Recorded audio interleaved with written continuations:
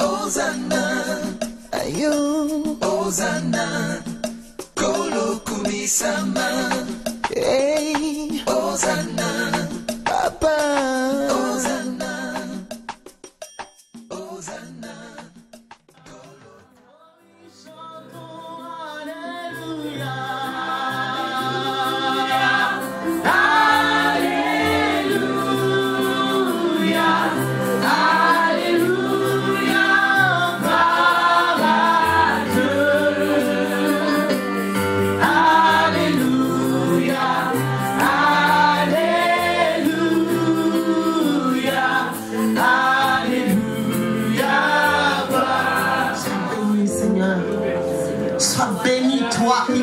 Jamais.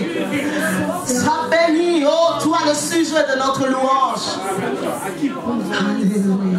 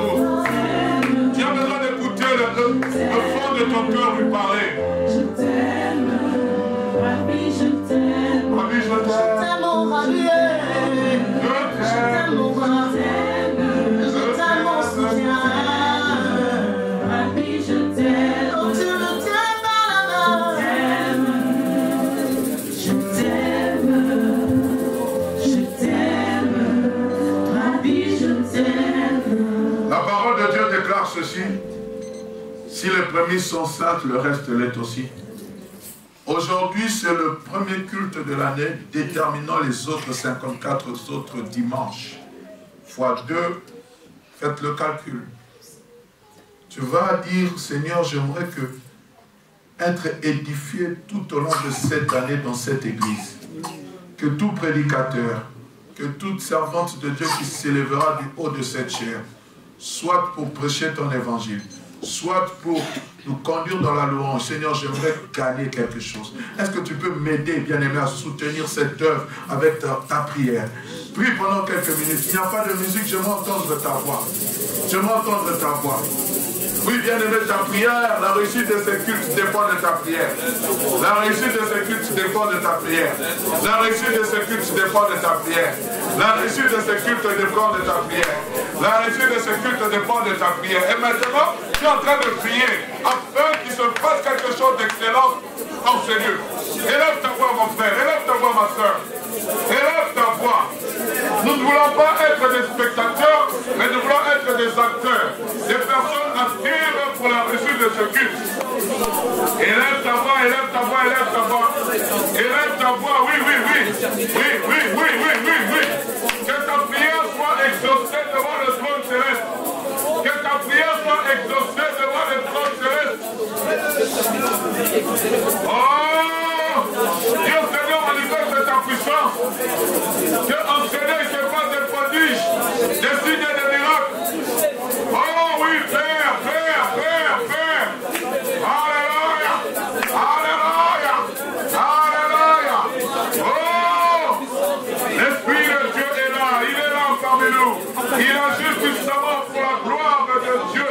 Nous voulons que l'Esprit de Dieu se meure dans ce lieu, Père. Alléluia. L'Esprit de Dieu est là. L'Esprit de Dieu est là. Il est là parmi nous. Il agit puissamment pour la gloire de Dieu. L'Esprit de Dieu est là. Il est là parmi nous. Il agit puissamment. Nous voulons le voir. Pour la gloire de Dieu. Nous le confessons. L'Esprit de Dieu est là. Il est là. Il est là parmi nous. Et tu as acclamé ce Dieu. Il agit puissamment. Pour la gloire. Pour la gloire de l'Esprit de Dieu.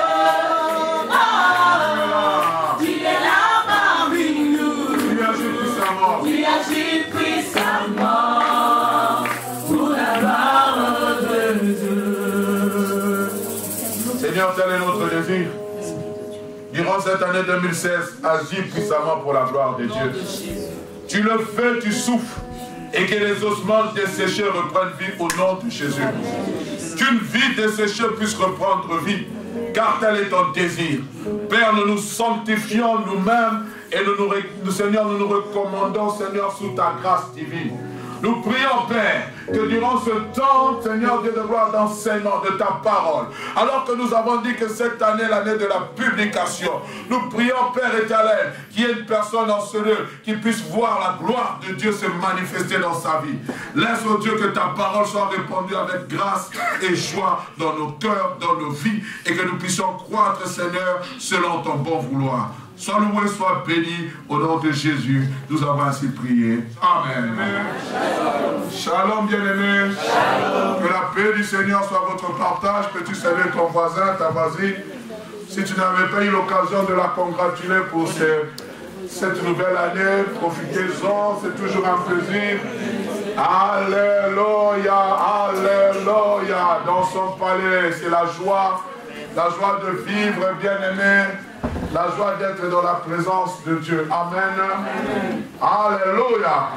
J'ai comme l'impression que je suis seul. Alléluia. Est-ce qu'il y a des personnes vivantes dans ce lieu? Est-ce qu'on peut me donner un amen de gloire?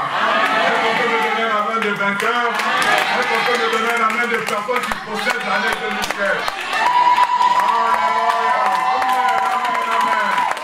Alléluia. Nous avons dit 2016 année de la publication. Est-ce qu'on peut dire avec moi publication? Publication. Bien-aimé, est-ce que tu peux dire à ton voisin cette année publie les merveilles de Dieu? Il y a un cantique qui sera comme pour nous une hymne nationale. Je parlerai de ta bonté. Je dirai tout haut ce que Dieu a fait. Alléluia. Je parlerai de ta bonté, je le dirai tout haut, tout haut. Il y a un autre cantique qui nous montera à cœur. Venez voir ce que Dieu a fait. Parce que Dieu fera des choses, frère. Du haut de son saint trône, il est en train d'ouvrir les livres des souvenirs. Et il va commencer à agir au-delà de toute espérance. Là où toi, ton espérance est limitée, c'est là où lui va commencer à agir. Je suis en train de dire à quelqu'un, j'utiliserai un langage assez bizarre. Dieu va ajouter un bakchiche, c'est-à-dire un matabiche comme on dit chez moi. Lorsque toi tu voudras avoir 5 sacombes, lui viendra avec 10. Amen. Lorsque toi tu t'attendras à 2 sacombes, lui viendra avec 30. Amen. Parce que c'est ça qu'il est capable de faire au bien-aimé. Il a dit, vous serez des signes et des présages. Alléluia. Tu viens dans la présence de Dieu, viens avec détermination. Viens avec quelque chose. Ne viens pas avec des vases déjà remplis, viens avec des vases vides. Dieu va les remplir. Amen. Je prie bien aimé que tous nos cultes soient des cultes où nous venons assoiffés de Dieu et que Dieu remplisse nos cœurs. Et que lorsque nous sortons avec autre chose. Je prie bien aimé que tu sois la publicité vivante de Dieu. Amen. Que tu sois ce panneau où il est écrit, venez voir ce que Dieu a fait. Même si ta bouche ne parle pas, mais ton corps parlera. Amen. Alléluia. Amen. Un poteau publicitaire n'a pas besoin de dire je suis poteau publicitaire. On lit ce qui est affiché en regard. Encore actuellement, il y a les soldes. On va partout, on a affiché solde. Est-ce qu'ils vont crier? Non, ils ont affiché. Frères, sœurs, tu as un panneau publicitaire pour le Seigneur Jésus-Christ durant cette année 2016. Que le Seigneur soit béni rapidement. Nous prenons nos Bibles dans Marc chapitre 5, le verset 1 à 20. Nous sommes dans cette fameuse histoire de notre démoniaque qui a été visité par la miséricorde divine, le temps étant largement passé. Nous sommes dans Marc chapitre 5, verset 1 à 20. La Bible dit, ils arrivèrent à l'autre bord. Dites avec moi, à l'autre bord de la mer. Je prophétise, bien aimé, cette année, tu atteindras l'autre bord. Il va se passer quelque chose de glorieux. Je suis en train de parler comme ça, bien aimé, mais je sais ce que je suis en train de dire. Le Seigneur m'a dit actuellement, tu parleras et les choses s'accompliront. Et je crois fermement, frère. Tu atteindras l'autre bord. Quand je me limite seulement à ce passage, ça me réjouit. Christ, dans le verset chapitre 4, a dit à ses disciples, allons de l'autre à l'autre bord. Mais qu'est-ce qui s'est passé? Christ s'est endormi. Et à un moment, la Bible dit qu'il y a une tempête qui s'est élevée, le vent commença à souffler, la barque a chaviré. Les disciples ont pris peur, ils ont réveillé le maître. Voici, il ne dort ni ne sommeille celui qui veille sur Israël. Et la Bible dit que le maître s'est réveillé, il a menacé le vent et la tempête s'est calmée. Amen. Et il a dit, pourquoi avez-vous peur, gens de si peu de foi? Frères, sœurs, dans ce moment où peut-être ta barque est en train de vouloir chavirer, j'aimerais te dire, le maître est au contrôle de toutes choses. Amen. Tu atteindras l'autre bord. Ce n'est pas les circonstances présentes qui te feront rater l'autre bord. Tu vas les atteindre et tu l'atteindras par le nom puissant de Jésus. Amen. Et la Bible dit, dans le pays de Gadaréens, verset 2, aussitôt que Jésus fut hors de la barque, il voit devant de lui un homme sortant des sépulcres et possédé par d'un esprit impur. Cet homme avait sa demeure dans les sépulcres et personne ne pouvait plus le lier, même avec une chaîne. Car souvent, il avait eu le fer au pied, il avait été lié des chaînes.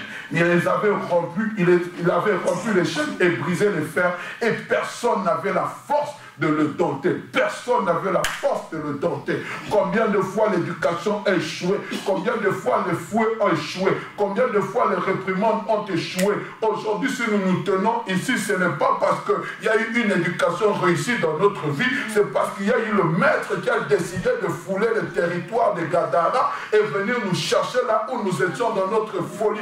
La folie de la musique, la folie du sexe, la folie de la drogue, le démon du je ne sais pas, de la pornographie, les démons de l'impudicité, toutes sortes de démons de Dieu. Jésus-Christ est passé par là. Là où les hommes ont essayé avec leur chose humaine, on n'a pas réussi. Mais il fallait que Jésus-Christ puisse fouler ce territoire, bien-aimé. Je suis content, bien-aimé, parce que ce Jésus m'a fait sortir de la drogue, ce Jésus m'a fait sortir de l'alcoolisme, ce Jésus m'a fait sortir de l'esclavage, de la sexualité.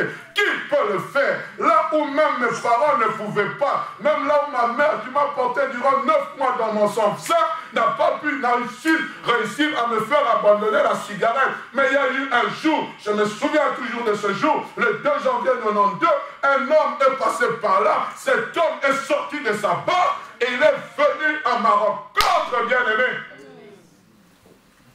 Alléluia. Et quand je parle, je pense à cette bonté, bien-aimé. J'ai des amis qui sont morts de la cirrhose de foie. J'ai des amis qui sont encore sous l'esclavagisme du péché. J'ai des amis, je peux les appeler encore amis, s'ils sont encore mes amis, je ne sais pas. Qui sont encore dans l'esclavagisme du péché. Qui suis-je? Je dois publier le nom de Jésus. La Bible dit qu'il était sans cesse nuit et jour dans les sépulcres et sur les montagnes, criant et se meurtrissant avec des pierres. Oui, tourmenté. Il y a des gens. qui ne pouvait pas dormir sans avoir pris un verre d'alcool, qui ne pouvait pas dormir sans s'être masturbé la nuit, qui ne pouvait pas dormir sans avoir fumé la cigarette, qui ne pouvait pas trouver le sommeil sans avoir pris un joint, sans cesse, criant ce meurtrissant. On était prêt à aller voler la casserole de maman, à aller vendre au marché, pourvu que je puisse avoir ma dose de drogue. On était prêt à faire n'importe quoi. Il y a quelques semaines, j'étais à Goma, je parlais avec le pasteur de l'église qui m'avait invité. Il me racontait sa vie dans le monde. Oh, entre guillemets, si je dois calculer sa vie, la mienne était quand même propre. Il m'a raconté tout ce qu'il a fait. Quand même, ils ont volé même les toits de leur maison. La toiture pour vendre à cause de la cupidité. Comment ils ont même vendu les prises de la maison alors qu'ils habitaient la maison. Toutes choses qu'ils avaient entre les mains, ils vendaient. Mais aujourd'hui, ils dirigent une église. Qui peut le faire? Jésus a décidé de passer de l'autre bord. Amen. Il me disait que son père était colonel, il prenait l'arme de son père, il se tenait au coin. Et ils étaient en train d'haranguer la foule, de dépouiller les gens. J'ai dit, mais vous étiez des bandits à main armée. Mais c'est Dieu qui peut le faire, frère, sœur. Verset 6. Ayant vu Jésus de loin, il a couru et se prosterna devant lui. Et s'écria d'une voix forte, qui a-t-il entre moi et toi, Jésus, fils de Dieu, du Dieu très haut? Je t'en conjure au nom de Dieu, ne me tourmente pas. Car Jésus lui disait, sors de cet homme, esprit impur. Et il lui demanda, quel est ton nom? Les gens et mon nom, lui répondit, car nous sommes plusieurs. Les gens et mon nom, lui répondit-il, nous sommes plusieurs. Possédés. Verset 10. Et il le pria instantanément de ne pas les envoyer hors du pays. Il y avait là vers la montagne un grand troupeau de pourceaux qui pesaient. Et les démons lui prièrent, disant, envoie-nous dans ces pourceaux afin que nous entrions en eux. Il le leur permit, et les esprits impurs sortirent, entrèrent dans les pourceaux, et le troupeau se précipita des pentes escarpées dans la mer. Il en avait environ 2000. Ils se noyèrent dans la mer. Ceux qui les faisaient paître s'enfuirent et répandirent la nouvelle dans la ville et dans les campagnes. Les gens allèrent voir ceux qui étaient arrivés. Venez voir, venez voir, venez voir, venez voir, venez voir. Ils vinrent auprès de Jésus et ils virent le démoniaque, celui qui avait eu les gens, j'aime cela, ils virent le démoniaque, mais on va faire un constat, celui qui avait eu la légion, il ne l'avait plus parce qu'il y a quelqu'un qui est passé par là, ainsi vêtu dans son bon sens, il fut saisi de frayeur, de peur, de crainte. Pourquoi? Parce que là où eux, elles avaient échoué, un homme avait réussi. J'aimerais dire à quelqu'un, un homme avec Dieu, c'est la majorité. Là où les gens échouent, toi tu es capable de réussir. Pourquoi? Celui qui est en toi est plus fort que celui qui est dans le monde. Amen. Alléluia, on peut continuer. Ceux qui avaient vu ce qui s'était passé leur racontèrent ce qui était arrivé aux démoniaques et aux pourceaux. Alors ils se mirent à supplier Jésus de quitter leur territoire. Comme il montait dans la barque, celui qui avait été démoniaque. Oh, celui qui avait été. Dites avec moi, celui qui avait été. Au début, on dit un démoniaque. Mais maintenant, on dit celui qui avait été. Il a eu un passé. C'est pour cela que je suis contre ces gens qui aiment toujours rappeler le passé des gens qui se sont convertis. Mais voici, celui qui est en Christ est devenu une nouvelle création. Toutes choses sont devenues nouvelles. Les choses anciennes sont passées. Toutes choses sont devenues nouvelles. S'il était voleur, il était un ex-voleur. Maintenant, il est devenu un justicier de Dieu. Amen. Ah! Moi, je connais le frère Didier qu'on était avec lui dans le monde. Celui qui avait été lavé par le sang de Jésus. Arrêtons de ramener le passé bien-aimé au présent. Notre passé est mort et enterré. Et toi, lorsque tu donnes un témoignage, frère, sœur, ne viens pas parler de tes exploits. Si tu dois parler des exploits, parle de ce que Jésus a fait dans ta vie. Ah non, moi quand j'étais dans le monde à cette heure-là, mais 50 filles me couraient après. Oui, mais après. On peut continuer. Il lui demanda la permission de rester avec lui. Verset 19. Jésus ne lui permit pas Mais il lui dit, va dans ta maison, vers les tiens, et raconte-leur tout ce que le Seigneur t'a fait, ô Seigneur, et comment il a eu pitié de toi. Il s'en alla, il se mit à publier dans la Décapole tout ce que Jésus avait fait pour lui. Et tous furent dans l'étonnement. Belle conclusion. Il s'en alla et se mit à publier dans les Décapoles. Dans d'autres versions, on parle de 10 vies. Alléluia. Bien-aimés, nous venons de lire l'histoire d'une personne qui fut délivrée par la faveur divine. Il fut délivré des esprits impurs. Un homme dont rien ni personne ne laissait présager qu'il allait revenir à son état normal. La Bible ne nous dit pas comment était-il devenu possédé. D'où vient cette possession? On ne dit rien dessus. La Bible se tait. On ne sait pas s'il allait toucher aux histoires occultes. On ne sait pas s'il a été maudit dans sa vie. On ne sait rien du tout. Et là, j'aimerais aussi ouvrir une parenthèse. Je suis fatigué de cette délivrance. On vient dire c'est ta tante, c'est ta grand-mère, c'est ton oncle paternel qui en veut à ta vie. Frères, sœurs, le combat que nous menons, ce n'est pas un combat contre la chair. C'est un combat contre les esprits impurs. Quand vous commencez à vous attaquer à vos oncles, à vos tantes, même s'il est sorcier, frères, sœurs, ce n'est pas un combat humain, c'est spirituel. Amen. Amen. La Bible ne donne pas l'origine de sa possession démoniaque. La Bible ne nous dit rien. Mais si nous étions dans le combat spirituel, on allait chercher d'où ça vient. Pourquoi tu dois chercher d'où ça vient?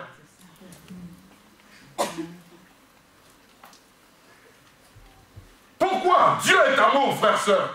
Même si ton oncle est sorcier, même si ta tante est sorcier, il faut que l'amour de Dieu se manifeste. Ils ont besoin de connaître la grâce de Dieu. Comme je disais, rien ni personne ne présageait qu'il allait revenir à son état normal.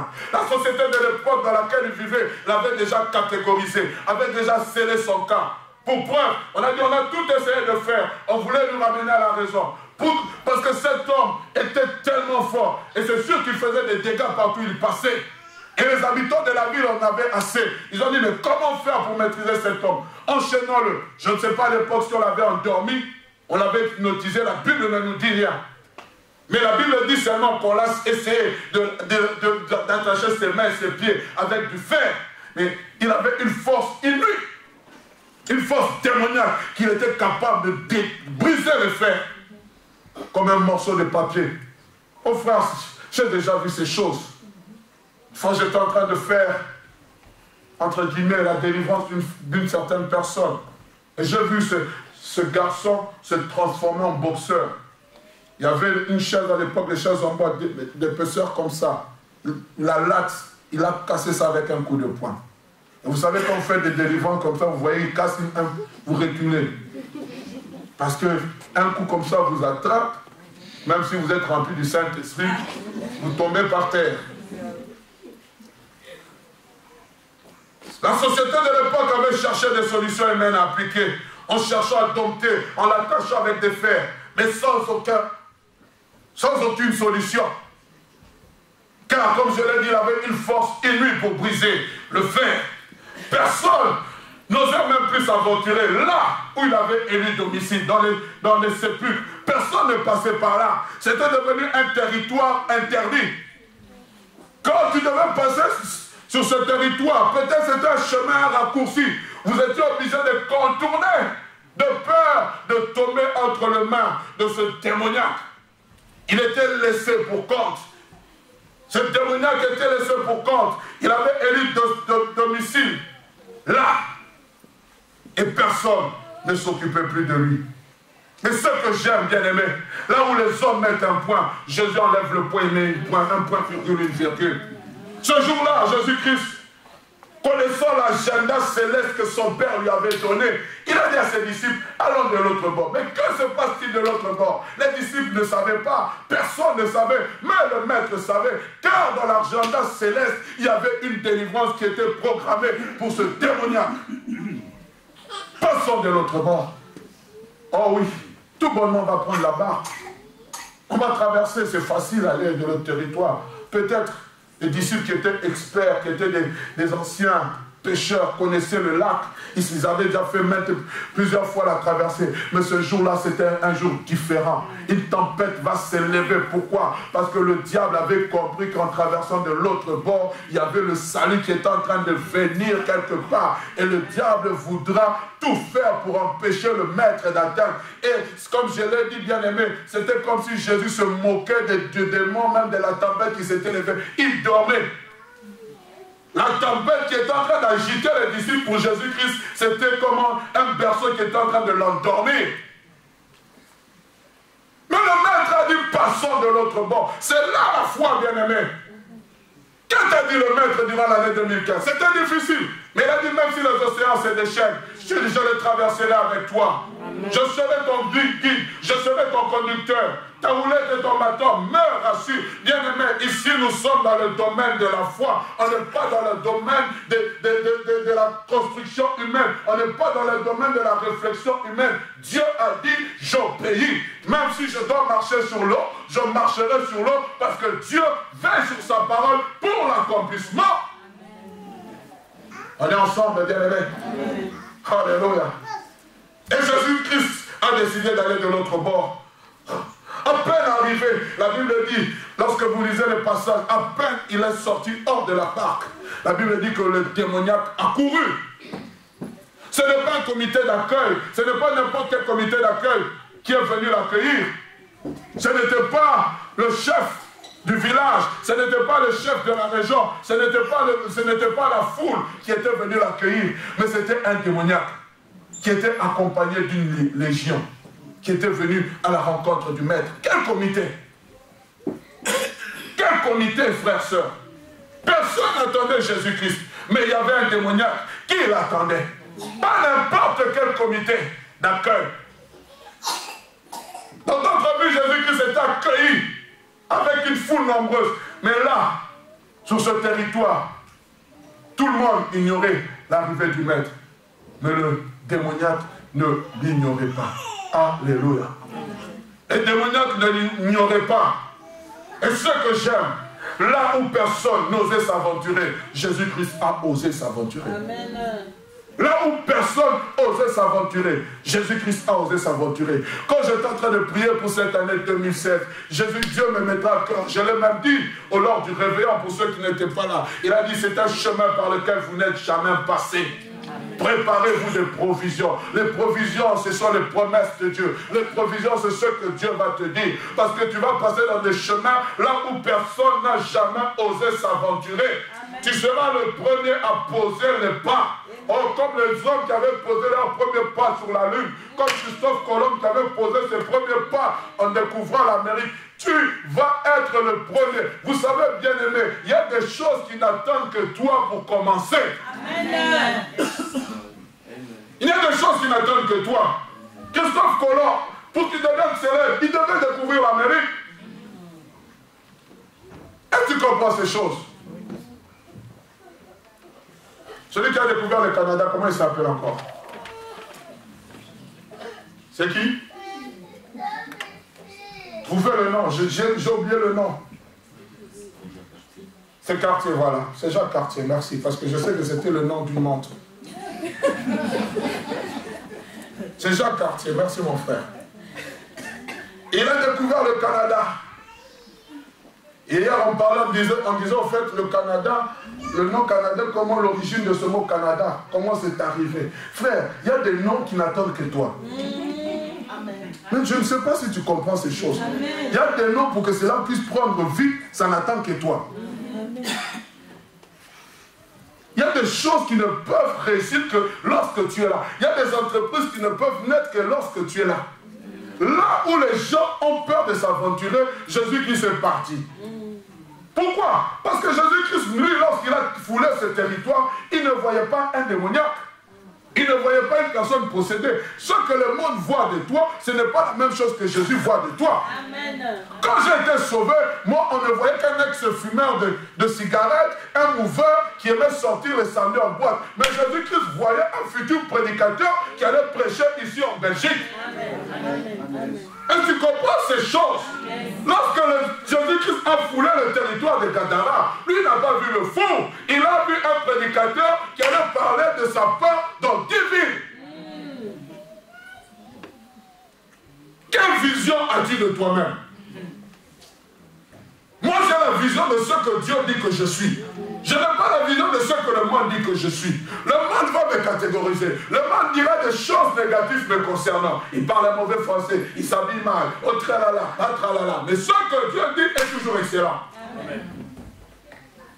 Le sort de ce démoniaque était scellé. Tout le monde avait scellé. Personne ne regardait ce démoniaque. S'il était héritier, je pense qu'on avait même des héritiers. Mais Jésus-Christ est venu là où personne n'a réussi. Je suis en train de parler à quelqu'un. Ton enfant est rebelle à la maison. Il est en train de se rebeller. Tu te dis peine perdue, ainsi de suite. J'aimerais te dire, Jésus-Christ est en train de traverser la barque. Tu vis des situations compliquées. Jésus-Christ traverse avec la barque. Il va poser les pieds. Il y a quelque chose qui va changer. Et je suis en train de le dire au nom de Jésus. Jésus-Christ voyait un prédicateur. Alléluia. D'où le fait, nous avons le verset 20, qui sera notre passage clé de l'année. L'année de la publication. Christ va lui dire, va. Au verset 19, est-ce qu'on peut me remettre le verset 19? Il dit, va. Le verset 19, s'il vous plaît. Jésus ne lui permet pas, mais il lui dit, va dans ta maison. C'est pour une fois que je vois Jésus-Christ renvoyer quelqu'un. Il dit, va dans ta maison, vers les tiens, et raconte-leur tout ce que le Seigneur t'a fait et comment il a eu pitié de toi. Va vers les tiens, là où moi, on m'a empêché d'entrer. On n'a pas voulu que j'entre. Toi, vas-y. Frère, il y a des millions que moi, je n'atteindrai pas, mais que toi, tu atteindras. Amen. Ce mois-ci, je veux parler même de l'intégration de l'évangile. L'apôtre Paul a dit, avec les gens de la loi, j'étais comme les gens de la loi, bien que je ne sois pas sous la loi. Avec les juifs, j'étais comme les juifs, bien que je ne sois pas. Frères, sœurs, allez lire le passage. Nous parlerons de cela. Combien de gens parmi nous, nous avons même des répertoires des décimètres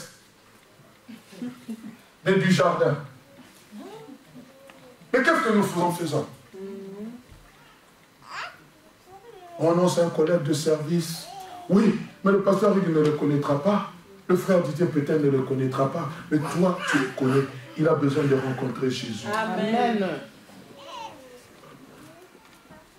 L'année de la publication, bien-aimé, ce n'est pas l'année où on viendra dire le Seigneur va te bénir. Dieu va te bénir sous certaines conditions. Et Jésus-Christ dit, comme il voyait un futur prédicateur, il dira, rentre vers les tiens et dis-leur ce que Dieu a fait pour toi, la compassion qu'il a eue pour toi. Et le verset 20, comme je l'ai dit, sera notre verset clair, phare de cette année. La Bible dit, et il s'en alla et se mit à publier dans les décapoles tout ce que Jésus avait fait pour lui. Tout. Et ce qui est bien, c'est que cette personne avait même des preuves de stigmates. Parce que la Bible dit qu'il se meurtrissait avec des pierres. Et les gens le connaissaient comme le fou qui habitait les sépulcres. Il dit, c'est moi là, tel que vous me voyez, c'est moi. Mais un homme est passé par là. On est ensemble, bien-aimés. Il s'en alla publier. C'est-à-dire, il s'en alla annoncer, proclamer, témoigner. C'est ça, bien-aimés, que le Seigneur attend de nous. Allez annoncer, proclamer, témoigner ce que Dieu a fait dans nos vies. Qu'est-ce que Dieu a fait dans ta vie? Je suis chrétien, je viens à l'église, je loue. Oui, est-ce qu'il y a un avant, il y a un après? La Bible dit que ce démoniaque était nu. Il vivait dans les sépulcres. Mais lorsque les gens du village, de la ville sont venus, la Bible dit quoi? On le trouva assis, vêtu et dans son bon sens. Dans notre version, on dit il était saint d'esprit. Il y a eu un avant et un après. Et pendant cet avant et un après, comme je l'ai dit, il y a eu un pendant. Dieu a transformé ces choses. Il a eu à faire quelque chose de merveilleux. Alléluia. Publier, c'est-à-dire faire connaître hautement les bienfaits de Dieu dans sa vie. C'est dire comme David l'a dit dans le psaume 118, verset 17, je ne mourrai pas, je vivrai et je raconterai les œuvres de l'Éternel. C'est ça l'année de la publication. Raconter les œuvres de l'Éternel. Qu'est-ce que Dieu a fait dans ma vie? Notre vie doit être un témoignage, bien-aimé. Tous les jours, ça doit être un témoignage. Un témoignage de la faveur divine. Un témoignage de la bonté divine. Un témoignage de quelque chose de merveilleux, bien-aimé.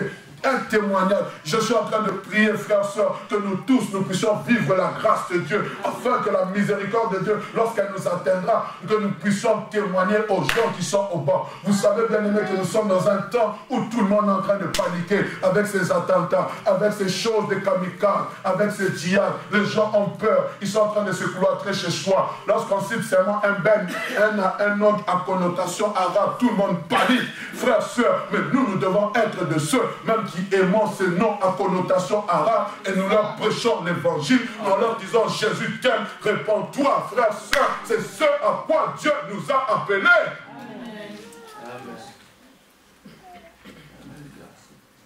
Vous savez, je fais un constat, nous-mêmes aussi nous sommes racistes. Oui.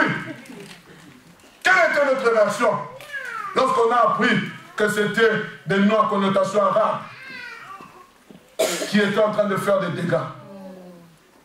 Disons-nous clairement, nous les avons aussi stigmatisés, n'est-ce pas? Et nous disons seulement les autres sont racistes. L'amour de Dieu doit primer sur ces gens. Ils agissent parce qu'ils sont possédés.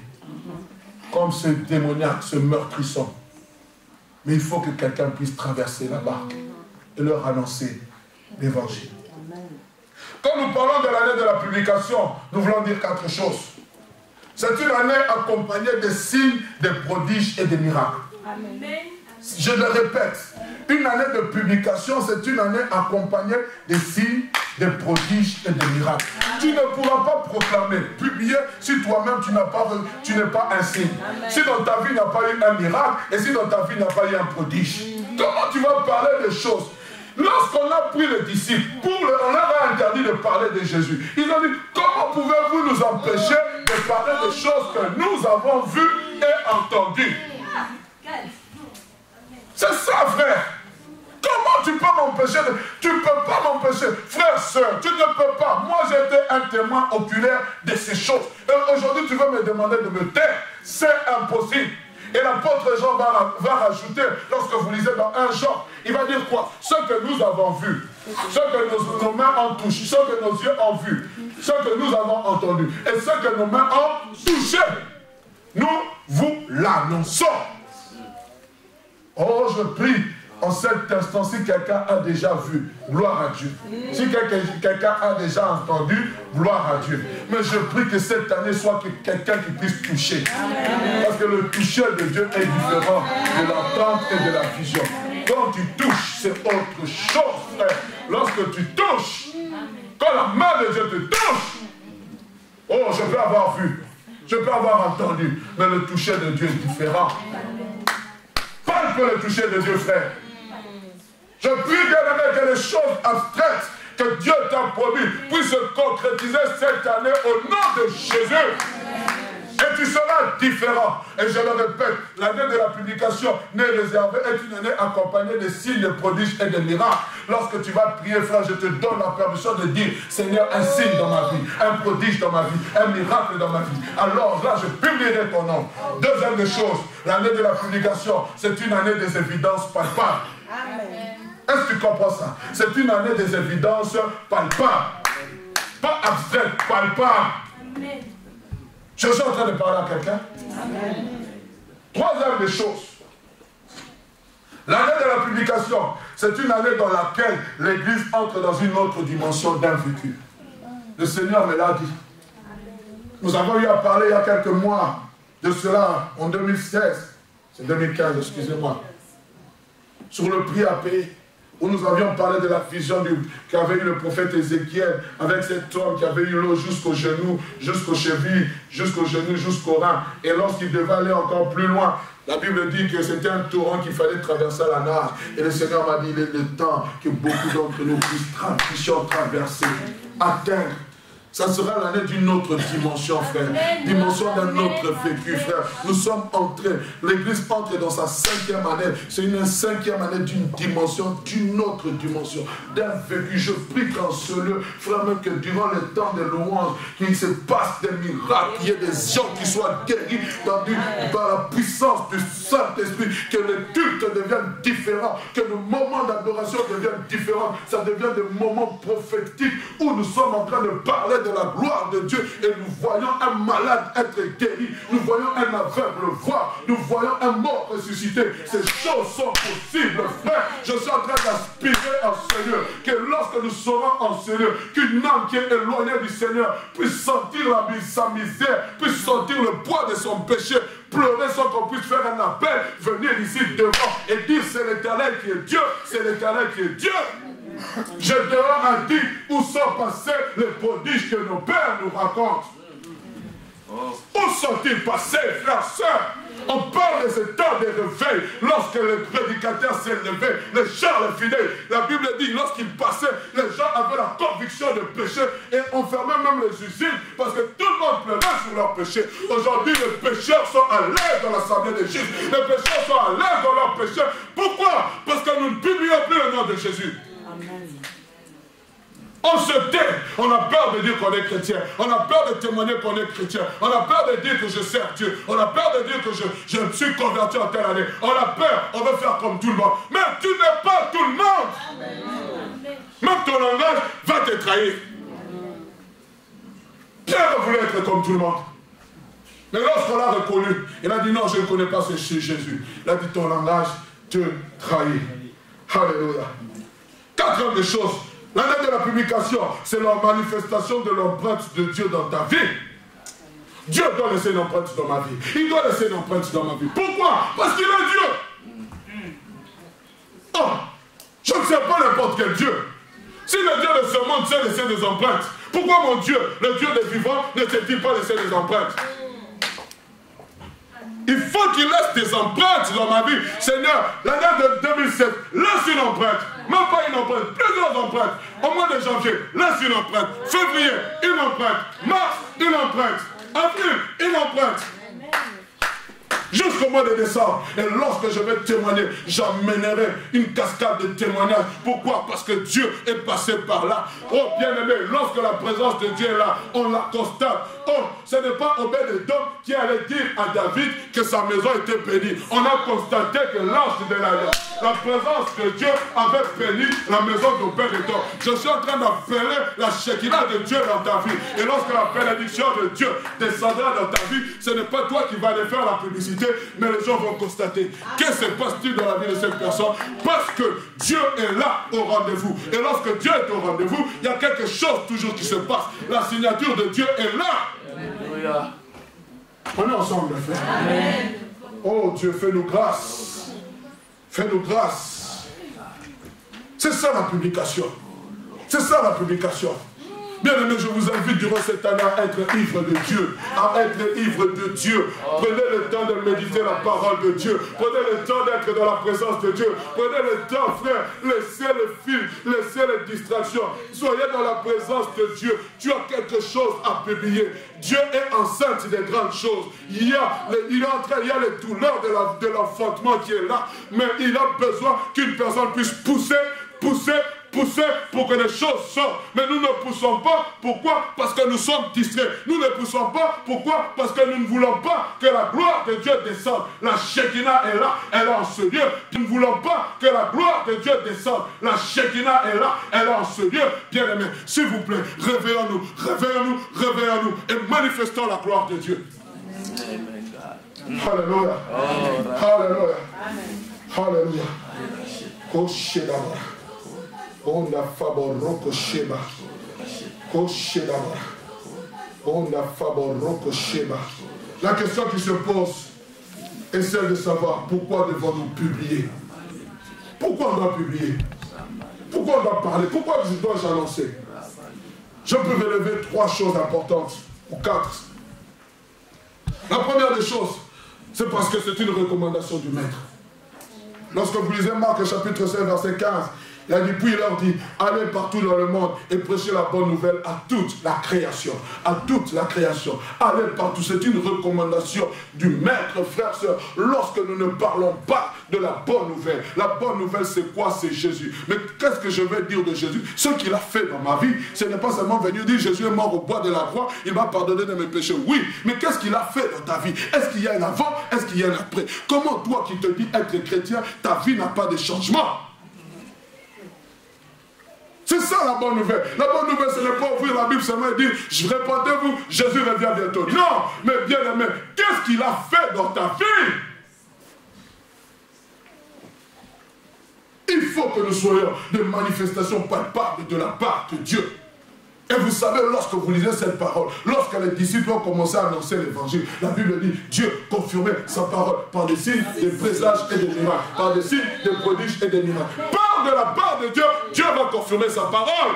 Amen. Alléluia. Deuxième des choses, parce que nous sommes dans les derniers jours. C'est pour ça que je dois publier la gloire de Dieu. Nous sommes dans les derniers jours. Romains chapitre 13, verset 11.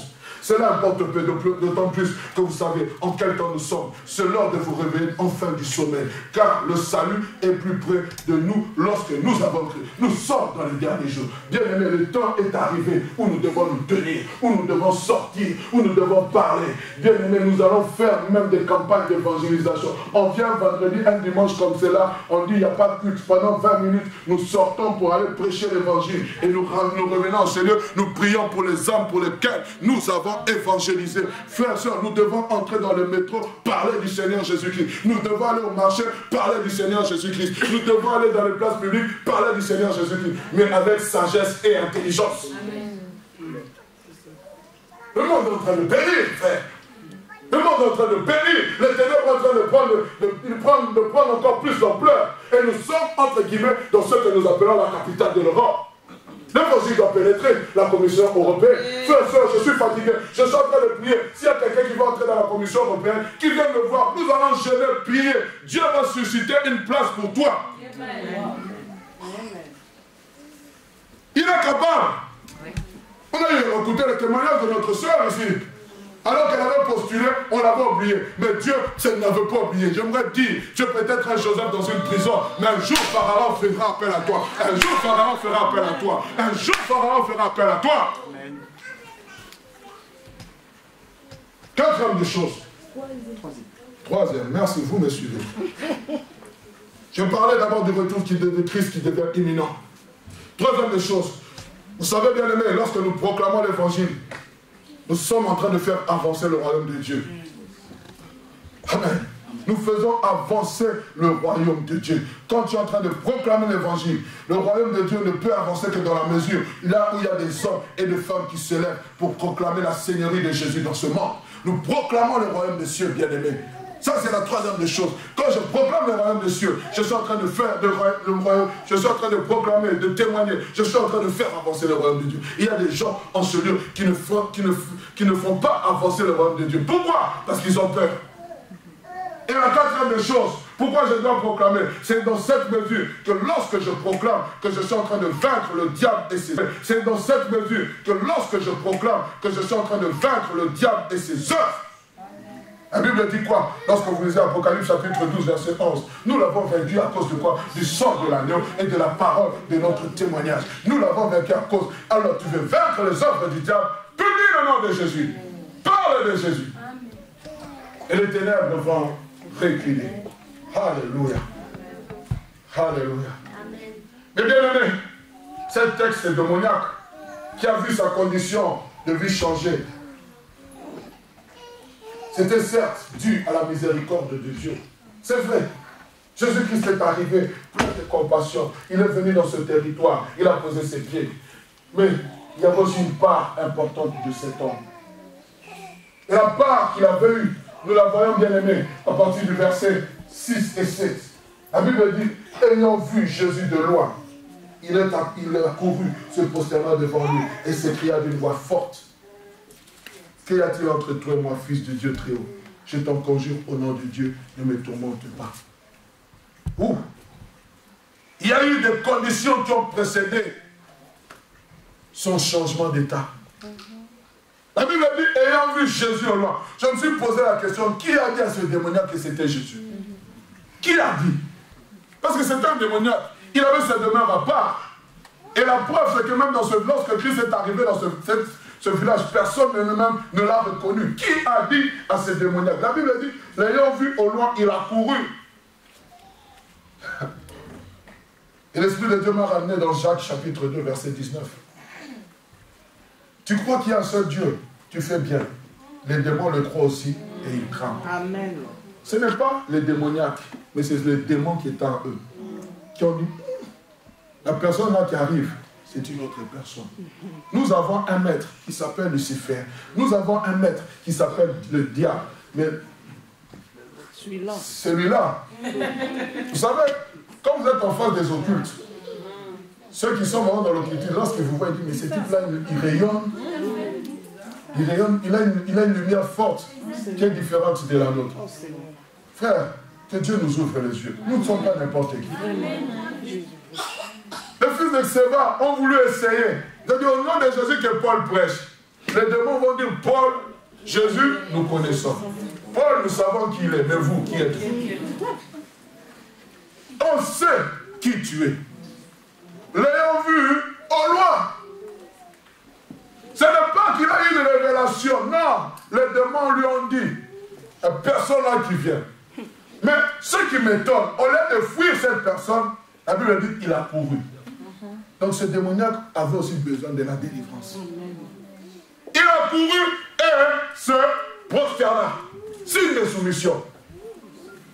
La Bible dit, au nom de Jésus, tout genou est appelé à fléchir. Il se prosterna. Mais ce n'est pas tout. Ça, c'est derrière, frère. Mais ce qui m'a frappé, c'est la déclaration que ce démoniaque va faire. Il va appeler Jésus par son nom. Il dit, écoutez ce qu'il a dit. Et la Bible dit, il dit d'une voix forte, pas d'une petite voix.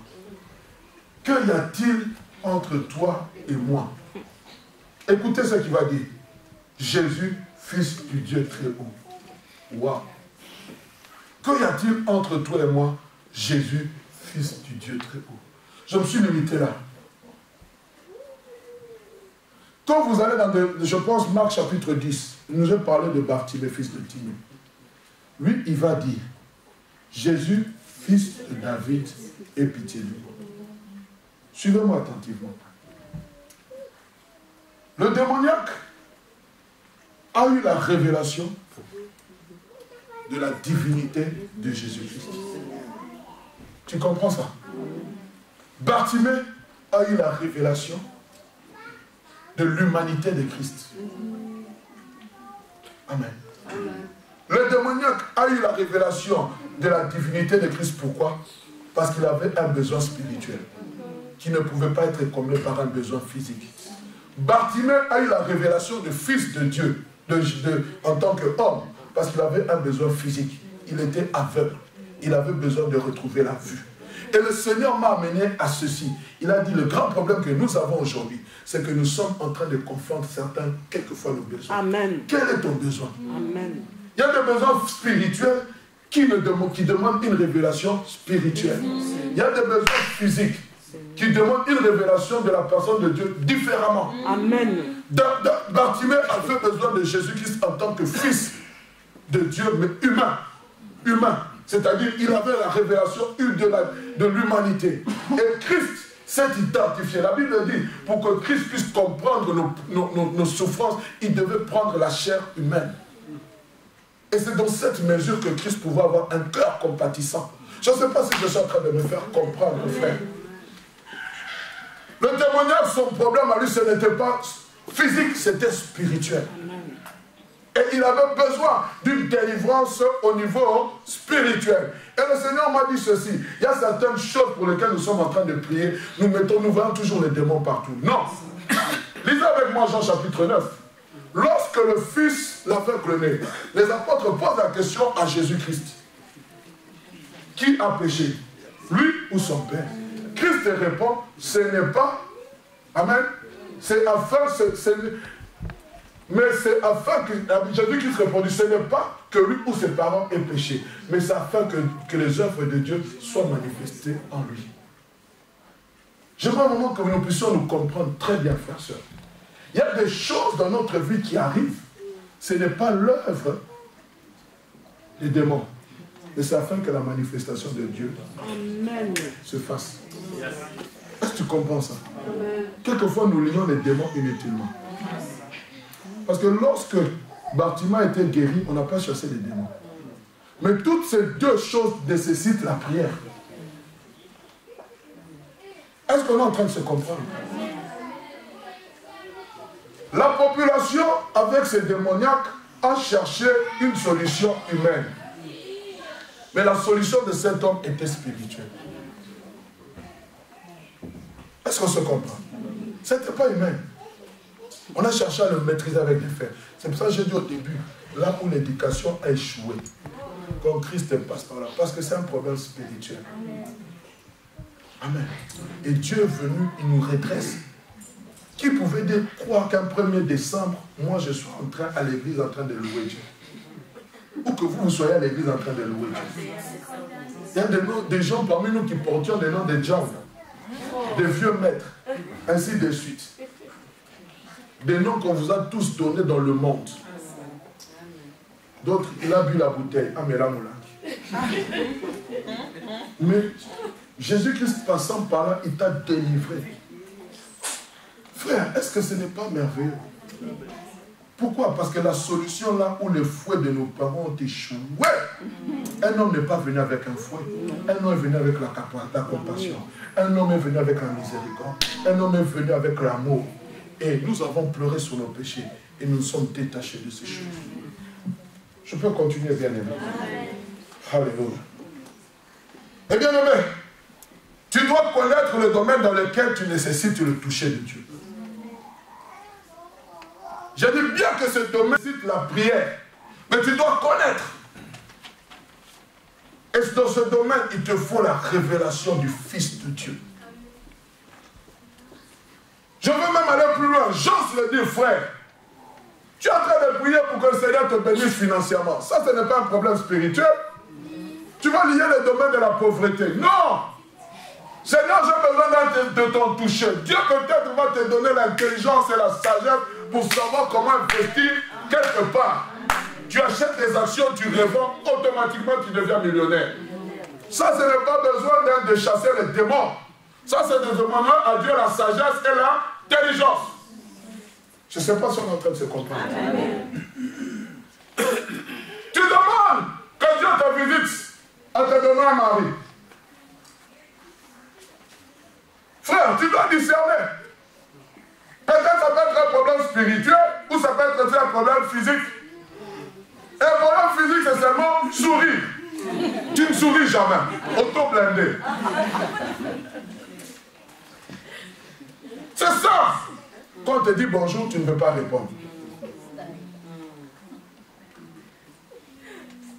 Ça, c'est un problème physique, ce n'est pas spirituel. On est ensemble. Tu dois connaître, frère, avoir la révélation. Quand le démon, l'ex-démoniaque a vu Jésus, il a dit Jésus, fils de Dieu très haut. Qu'y a-t-il entre toi et moi? Bartimée a crié, Jésus-Christ, fils de David. Pourquoi? J'ai besoin de ton toucher physique. J'ai la révélation de Christ en tant qu'humain. C'est-à-dire que tu sais que là, je ne vois pas.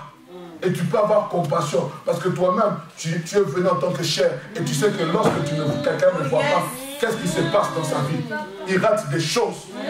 Seigneur, je ne suis pas marié. Tu sais ce que je suis en train de rater. Je suis en train de lire aujourd'hui, je pense que c'est dans Genèse chapitre 5. Si ma mémoire est bonne. On est en train de parler des descendants. La Bible dit, Adam engendra et il mourut à tel âge. X engendra et il mourut à tel âge. Enoch engendra, il mourut à tel âge. Je n'ai pas vu quelqu'un écrit, et puis il n'y eut pas d'enfant. J'ai dit, Seigneur, je suis en train de prier que toute la postérité de la bonne puisse engendrer au nom de Jésus.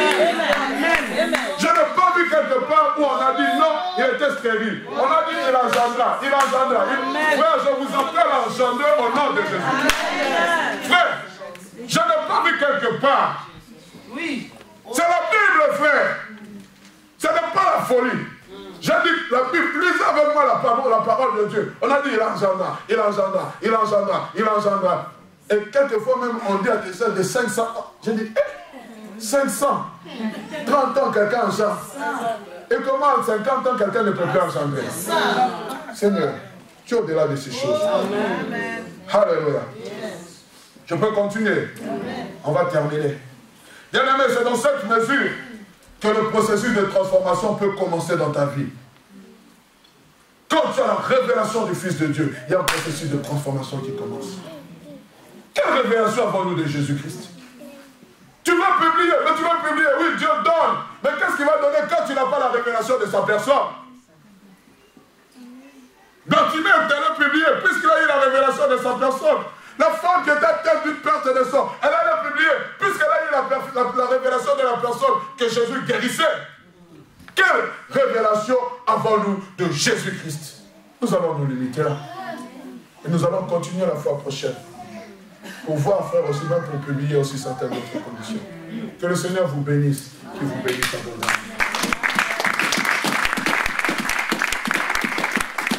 Je vais vous tenir debout pendant quelques minutes. Je vais inviter le frère Didier. Bien-aimé, il n'y a pas de hasard. Amen. Si le Seigneur a voulu nous parler de la publication, il veut faire des choses dans ta vie. Pour que tu aies des choses à dire. Amen. Il ne veut pas que tu ailles publier de ce qu'il a fait dans la vie de l'autre, mais dans ta propre vie. Il a dit, va dans ta maison. Va publier au milieu des tiens. Alors nous allons prier le Seigneur. Tu sais dans quel domaine tu as besoin de voir la main de Dieu. Tu veux un toucher spirituel. Tu veux un toucher physique. Tu vas prier le Seigneur. Bien-aimé, prie le Seigneur en vérité. Tu connais ce que tu vis. Quand tu es la nuit sur ton lit, tu n'arrives pas à dormir. Tu sais pourquoi. Alors tu vas prier pour cela. Élevons nos voix et prions le Seigneur. Oh, je te bénis, Seigneur. Je te bénis. Sois béni, Seigneur. Alléluia. Merci, Papa. Merci, Papa. Merci, Papa.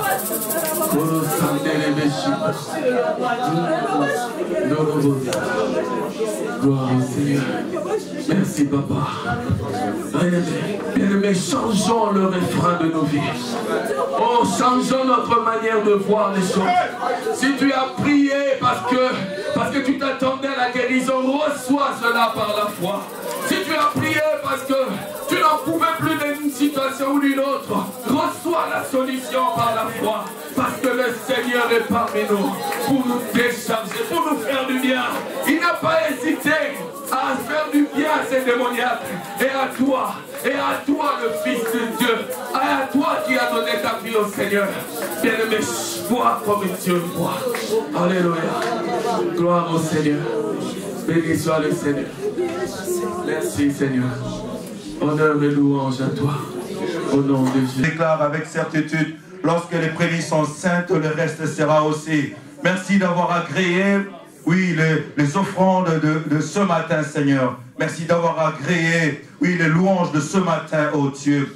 Merci d'avoir agréé l'adoration de ce matin, ô Père, nos chants, nos cantiques, nos danses de ce matin, telles des prémices que nous apportons pour cette année, ô éternel Père.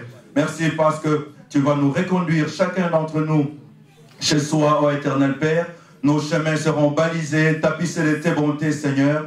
Nous nous exposons dès maintenant aux bontés, à l'avalanche des bontés que tu as prévues pour nous, éternel Père de gloire. Nous exposons nos vies à la pluie de tes grâces que tu as prévues pour nous cette année, afin que nous puissions avoir des sujets d'action des grâces, afin que nous puissions avoir, ô Dieu, des raisons de te publier, ô éternel Père. C'est dans le nom puissant, merveilleux, glorieux de Jésus que nous avons ainsi prié, et l'Assemblée dit Amen. Amen. Gloire au Seigneur. Pouvons acclamer le Seigneur. Ne pars pas sans avoir salué pour moi 5 personnes en lui disant bonne année.